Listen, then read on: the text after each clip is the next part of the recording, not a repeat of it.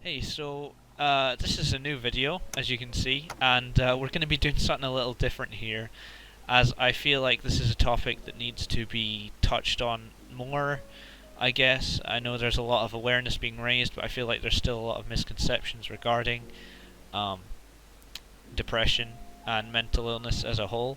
So I felt it would be best if I helped to, even if this doesn't get big, if it helps to clear up a few misconceptions about this disease, as I personally suffer from this mental illness, but I have learned to cope, and hopefully through this you guys will get a better understanding, or at the very least be able to share it with someone to give them a better understanding of depression. Anyway, the first topic I'm going to be covering, just quick, is what is depression? And according to the the National Institute of Mental Health, depression, it can be diagnosed with the following symptoms of being persistent sad, anxious, or empty mood, feelings of hopelessness or pessimism, irritability, feelings of guilt, worthlessness, or helplessness, loss of interest or pleasure in hobbies and activities, decreased energy or fatigue, moving or talking more slowly, etc., etc. Now, yes, these are most certainly factors that must be taken into account when dealing with depression. However, from a personal experience, I would say there's also other things such that you can look for, such as, at least I find when I'm in that bad place, I find a lot of the time I'll pull away from people. You end up wanting to be alone more. And I will reiterate this through the video, but you don't want to interact with people as much. It pulls you in, like it's luring you into its gaze, giving you comfort in some weird way. That's the best way I can describe it. So that's just another thing that they've not covered there. And when it talks about decreased energy and fatigue, that's part of it, because you feel like just lying in bed doing nothing. That's at the worst point. It ends up feeling like you just want to lie down and just do nothing, even if you have work the next day or you've got university going on or anything. You just want to sit down and just do nothing, and it's damaging, quite obviously, but it's scary, because it becomes, it's like a little dark buddy, or a little dark buddy that appears in your mind, and you don't and you want to just fall into its embrace almost. It lulls you in, even if it's destructive. And that is, for me, one of the most scary aspects of it. If you're not doing anything to stop that, that can very quickly lead to you falling off into this cliff or a pit of despair, which is very dangerous for people to enter. And it's scary. It's scary. It feels like, without repeating myself too much, you just stop caring as much, and it feels like nothing really matters. That's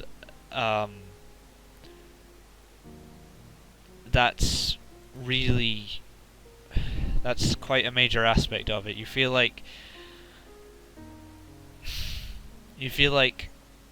you're your existence doesn't matter so much, and as though you're just milling about for no reason, and there's like no point to you. It tells you that you don't matter, despite being loved, and that is the hardest thing that I personally had to overcome. But it's there, and it does affect people, and that is the most scary aspect, because it feels like it's another person. And yeah, it feels like it's another person just lulling you in as if to comfort you. But it's just dangerous. It's dangerous. The irritability aspect, yeah, you're more easily annoyed because you're not in the right mood. Yeah, and that kind of links into the feelings of hopelessness as well, that sort of creep in. It's like the best metaphor that I can use is the best metaphor that I can use for this is that it's like a dark cloud coming over your brain,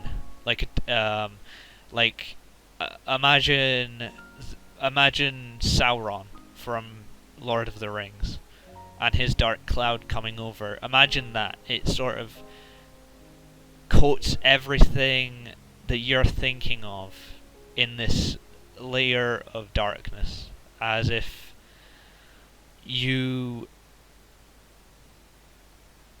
it doesn't matter, or as if it has taken over your soul to a degree. That's the best comparison I can come up with right now, but that's really it, honestly. And that's how you lose control. You allow that dark cloud to take over, and sometimes it's hard to fight it, but when you lose to it and you just lie in bed, it's yeah, you feel like everything loses color in your eyes, and it's scary to sort of see everything you enjoy not be enjoyable anymore, and to see what you see yourself fall into that darkness. It's not fun. Not fun. Now moving on to the next point that I wanted to cover here. I wanted to cover the fact that depression isn't... I understand that everyone's experiences are different. However, in my own experience, I found that it isn't so much sadness. It isn't like feeling very sad, although it can feel like that, but it isn't feeling sad, it's more so feeling numb. As if the best way I can describe it is as if your soul and your passion is just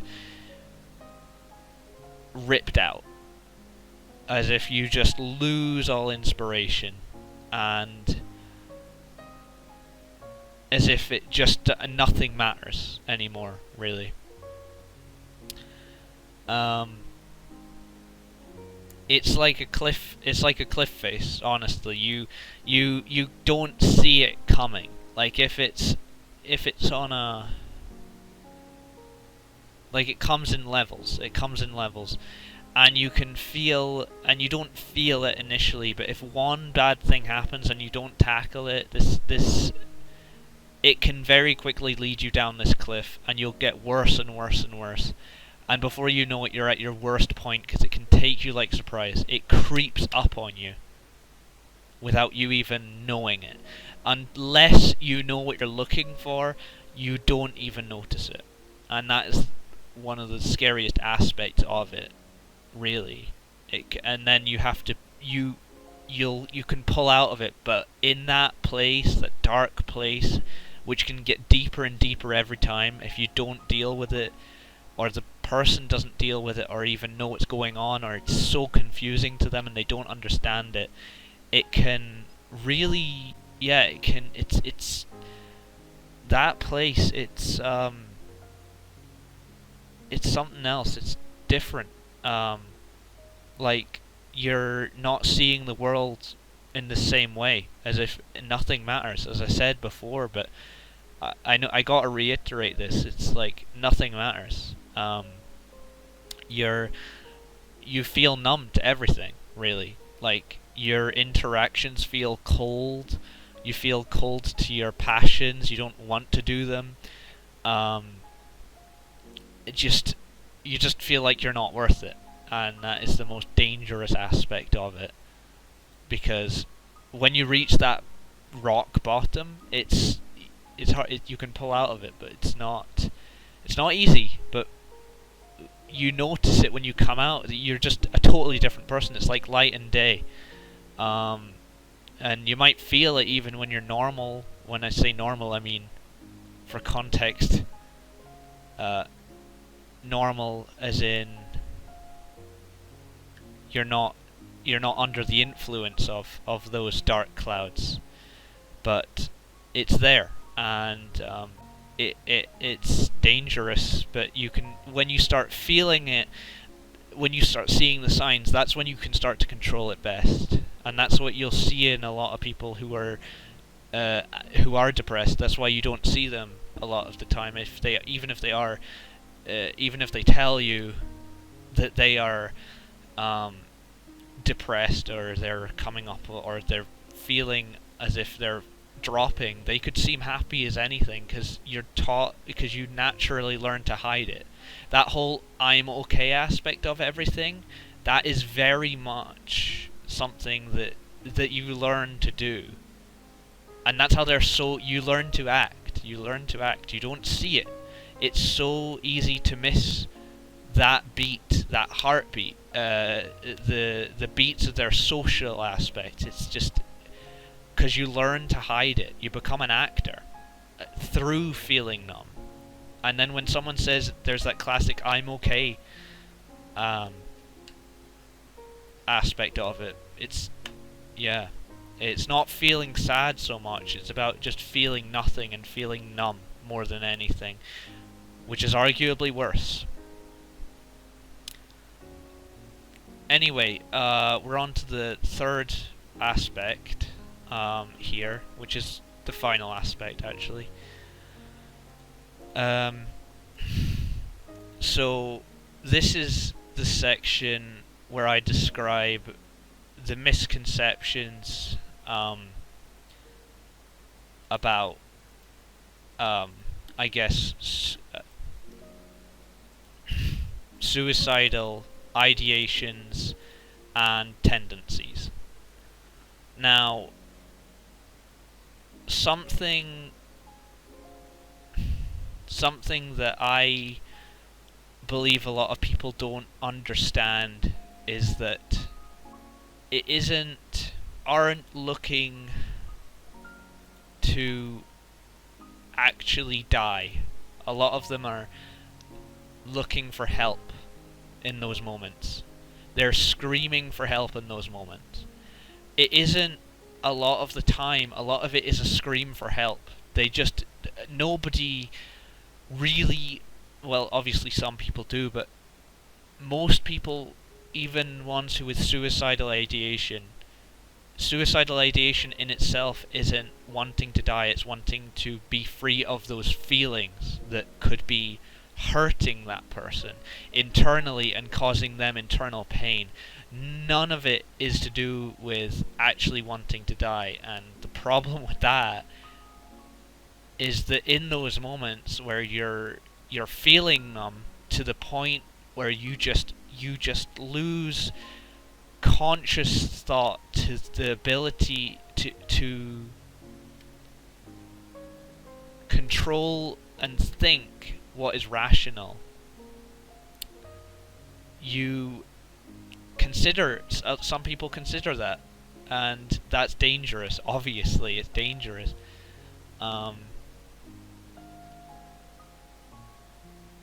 It's scary. It's scary. As I've seen personally, it's out of your control. It's like a flash of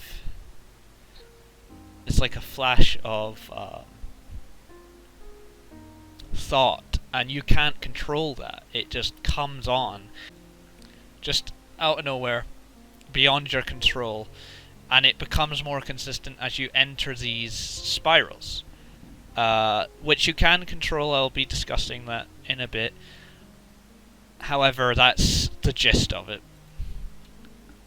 Not much more to say there. It's just beyond your control, and it's not to die, it's just to be free of any bad feelings. It's really it.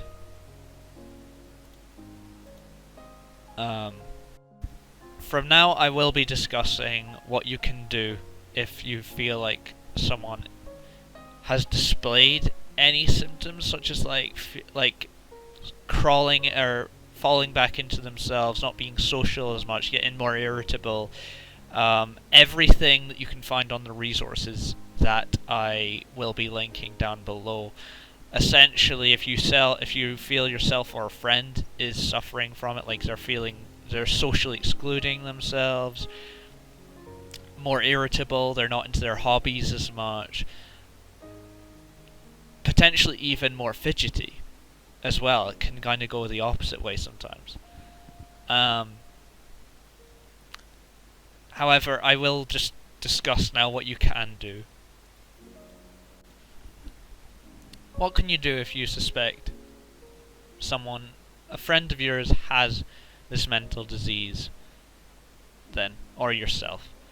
Well, you got to understand that that individual could potentially not understand what they're feeling. It's a very scary thing to experience. It's totally out of the blue. Sometimes it can hit like a sledgehammer out of nowhere, but it can also creep up on you, as I stated previously. However, since some people don't understand those feelings fully, especially if they've never experienced those before, or lack of feeling, I should say, it may scare them, and they might be acting very different, or not even know what's going on. Even just a change of behaviour that they're not aware of, that could be it. So that could obviously be anything else, but it could also be that. So if they're more irritable, as I stated before, that could potentially be an aspect of it, and they may not know how to cope with that. So they might be quite scared. Additionally, those individuals may want to be alone, and you might see them retract into themselves socially, not want to interact with people as much, and overall just become more of a loner, which is just something that I, as previously stated, it will do to some people, make them want to almost even potentially drink more, or as a coping mechanism, which makes it 10 times worse.